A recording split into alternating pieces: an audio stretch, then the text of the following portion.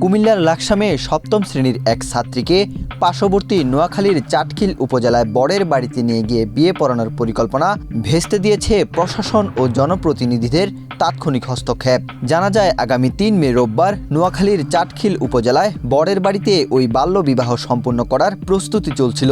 বিষয়টি জানতে পেরে লাকসাম উপজেলা নির্বাহী অফিসার নার্গিস সুলতানা পুরোহিতের সাথে কথা বলে বিয়ে বন্ধ করার চেষ্টা করেন, কিন্তু কনে এটা মানতে না চেয়ে আত্মহত্যার হুমকি দিলে খবর পেয়ে কুমিল্লা ৯ আসনের সংসদ সদস্য ও বিএনপির জাতীয় নির্বাহী কমিটির শিল্প বিষয়ক সম্পাদক মোহাম্মদ আবুল কালাম দ্রুত পদক্ষেপ নেন।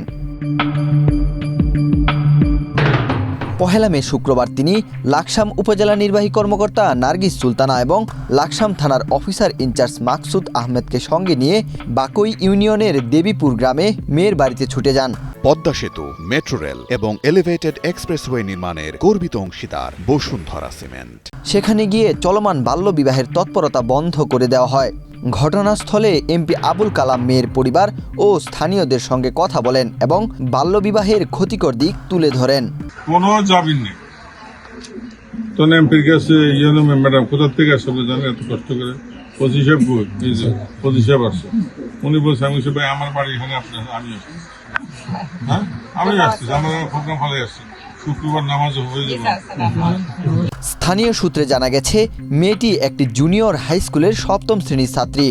বিষয়টি জানাজানি হলে এলাকায় সচেতনতা বৃদ্ধি পায় এবং প্রশাসনের দ্রুত পদক্ষেপে বাল্যবিবাহটি বন্ধ করা সম্ভব হয়। স্থানীয় সচেতন মহল মনে করছে, এ ধরনের দ্রুত হস্তক্ষেপ বাল্যবিবাহ প্রতিরোধে গুরুত্বপূর্ণ ভূমিকা রাখছে এবং সমাজে ইতিবাচক বার্তা দিচ্ছে।